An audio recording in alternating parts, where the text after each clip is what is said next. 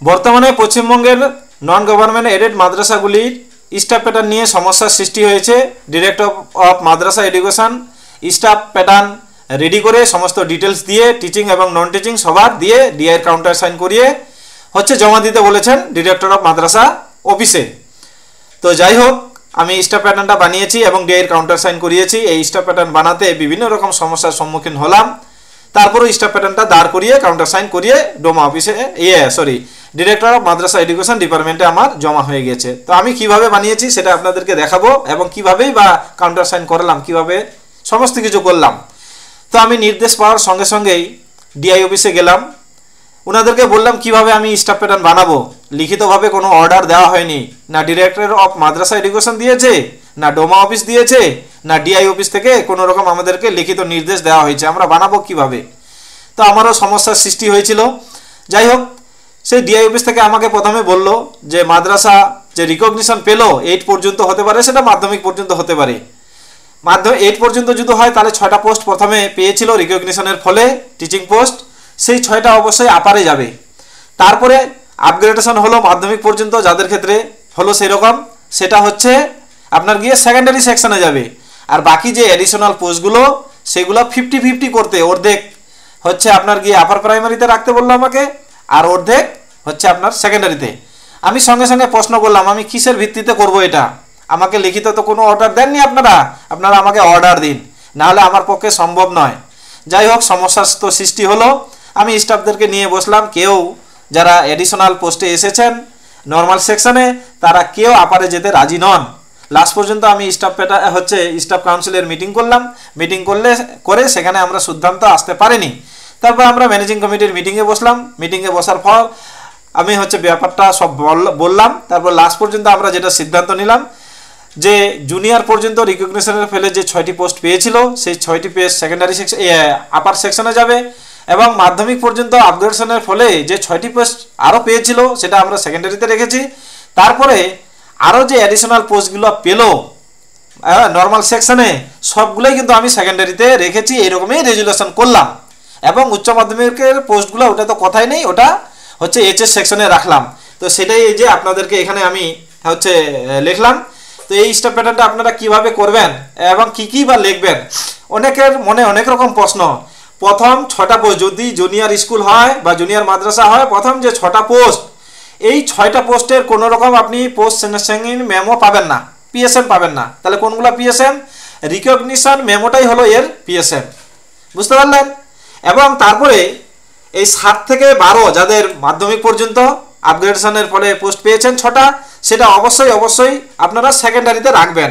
এবং সেটারও কিন্তু কোনো পিএসএম পাবেন না আপনারা। সেটারও তাহলে কি হবে? সেটারও কিন্তু পিএসএম ওই আপগ্রেডেশন মেমোটাই হবে। তাহলে এই 12টা পোস্ট নিয়ে আপনাদের কোনো সমস্যা নেই।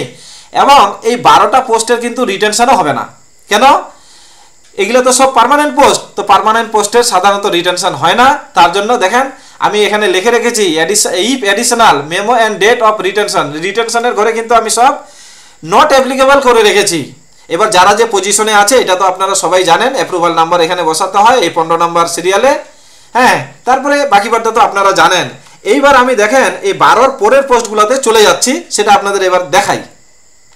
তো দেখেন তাহলে 12টা পোস্ট পর্যন্ত কোনো অসুবিধা নেই। দেখেন আমি সেকশনটাও কি দিয়েছি, সবগুলোর কিন্তু 9-10 দিয়েছি। কেন? কেউ তো আপারে যেতে রাজি নয়, তার জন্য সব সেকেন্ডারি আর 9-10 ঢুকাইছি। আর রিটেনশনটা অ্যাপ্লিকেবল নয় সেটা লিখে দিয়েছি। তারপরে দেখেন 12 পর থেকে এই 13 থেকে যতগুলো আপনি অ্যাডিশনাল পোস্ট পাবেন নর্মাল সেকশনের জন্য সবগুলোই কিন্তু দেখেন আমি সেকেন্ডারি সেকশনেই রেখেছি। কেন? যেহেতু আমি লিখিত অর্ডার পাইনি, তার জন্য কাকে আমি এবার আপারে রাখবো? একটা মাদ্রাসায় মানে অশান্তি পরিবেশ সৃষ্টি হবে, সেটা দরকার নেই। আমি পরিষ্কার এই ভাষাই কথা বলেছি ডিআই অফিসেও। তো দেখেন এবার এই যে আমাদের 12 পরে যে 13 থেকে চলে আসলো, এগুলা কিন্তু আমার সব অ্যাডিশনাল পোস্ট। কত পর্যন্ত? 19 পর্যন্ত। তো দেখেন 13 থেকে 19 পর্যন্ত কিন্তু আমি সবগুলো সেকেন্ডারিতেই রেখেছি, যেটা ভ্যাকেন্ট। যাই হোক, এবার যেহেতু এডিশনাল পোস্ট এদের কিন্তু রিটেনশন হবে। যদি রিটেনশন হয়ে থাকে আপনি অবশ্যই রিটেনশনের মেমোটা বসাবেন, ডেট বসাবেন। তারপরে দেখেন 21-এর 20 পর্যন্ত তো আমার হয়ে গেল, 9-10-এ গেল, তারপরে 21 পর্যন্ত সেকেন্ডারি, ওইটা নিয়ে আপত্তি নেই। এভাবেই কিন্তু আমি টোটালটা করেছি। করার পর আমি কিন্তু ডিআইরও কাউন্টার সাইন আমার হয়ে গেছে। তাহলে সেটাও একটু দেখিয়ে নিচ্ছি। তো সেটা দেখানোর আগে আরেকবার আপনাদেরকে আমি বলে নিই।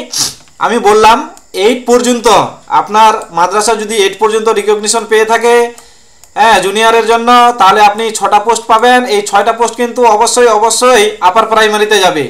তারপরে আপনার আপগ্রেডেশনের জন্য ক্লাস 10 পর্যন্ত যে কয়েকটা পোস্ট পেয়েছেন অবশ্যই 6টা হবে 10 পর্যন্ত। এই 6টা কিন্তু কোথায় যাবে? সেকেন্ডারিতে যাবে। সেকেন্ডারিতে উপরেরটা গেল, প্রথমটা আপারে। তারপরে যতগুলো আপনি নর্মাল সেকশনে অ্যাডিশনাল পোস্ট পাবেন সেটা যদি আলোচনায় আসতে না পারেন স্টাফ কাউন্সিলের মিটিংয়ে, তাহলে সেই সমস্ত পোস্টগুলোকে আপনি সেকেন্ডারিতে রেখে দেন, সেইভাবে রেজুলেশন নেবেন। আর এইচএস সেকশনের পোস্টগুলোর ক্ষেত্রে তো কোনো অসুবিধাই নেই। আশা করি আপনাদের ক্লিয়ার হয়েছে। এবার যাদের যে সমস্ত মাদ্রাসা ধরেন একবারেই মাধ্যমিক পর্যন্ত রিকগনিশন পেয়েছিল মাধ্যমিক পর্যন্ত, তাহলে তাদের ক্ষেত্রে কিন্তু ভাঙাটা একটু মুশকিল ব্যাপার। তো তাদের ক্ষেত্রে যাদের পাস কোর্সের যে পোস্টগুলো ছিল সেগুলো আপনি আপারে রাখতে পারেন, আর পিজি আর অনার্সের পেজগুলোকে আপনি সেকেন্ডারিতে রাখতে পারেন যদি সমস্যার সৃষ্টি না হয়। আর তারপরে অ্যাডিশনাল যেগুলো পোস্ট পেলেন সেগুলো অবশ্যই সেকেন্ডারিতে রাখতে পারেন। কেন আপারে রাখলেই তো আপনার প্রবলেম সৃষ্টি করবে নর্মাল সেকশনের পোস্টগুলো। উচ্চ মাধ্যমিকের কথা আমি বারবারই বলছি, ওটা নিয়ে কোনো প্রবলেম নেই, ওটা এইচএস সেকশনেরই পোস্ট, ওগুলো নিয়ে আলোচনার কোনো দরকারই নেই। তাহলে আপনারা এইভাবে বানাবেন। তো আমি এবার এটা ক্লিয়ার করে নিয়ে এবার আমি ডিআইয়ের কাউন্টার সাইন যে করেছি ওইটা দেখিয়ে নিচ্ছি। এই যে দেখেন আমার কিন্তু টোটাল স্টাফ প্যাটার্ন এভাবে আমি রেডি করে নিয়েছি। রেডি করে নিয়ে আমি কিন্তু কাউন্টার সাইন করিয়েছি। আমি এগুলা হাইড করে রেখেছি কিছু কিছু জিনিস, কেন যে ইউটিউবের একটা পলিসি রয়েছে, যদি কোনো ঠিকানা বা কারো নাম বা কোনো কিছু প্রকাশ পায় তাহলে কিন্তু ব্যান করে দেয়। এই যে দেখেন আমি সই সমস্ত কিছু করিয়ে নিয়েছি। এই যে নিচে দেখেন ডিআইয়েরও কিন্তু আমার কাউন্টার সাইন হয়ে গেছে। আমি কাজটা করেছি কত 12/11/2025 এই ডেটে কিন্তু আমার কাউন্টার সাইনও হয়ে গেছে, এবং ডিআইয়ের মেমো নাম্বারও এখানে দেখেন এই যে মেমো নাম্বারও দিয়ে দিয়েছে। বুঝতে পারলেন? তাহলে এইভাবে আপনারা করুন, হ্যাঁ তাহলেই হবে। এবার আপনারা এইভাবে প্রস্তুতি নেন। যাই হোক, এটাই আজকে আমার বলার ছিল। এরপরও যদি আপনাদের কোথাও অসুবিধা হয় আপনারা জানাবেন। স্টাফ প্যাটার্ন সম্পর্কে বিস্তারিত আমি আরও আপনাদেরকে বলে দিব। যাই হোক, আজকে এ পর্যন্তই। ধন্যবাদ।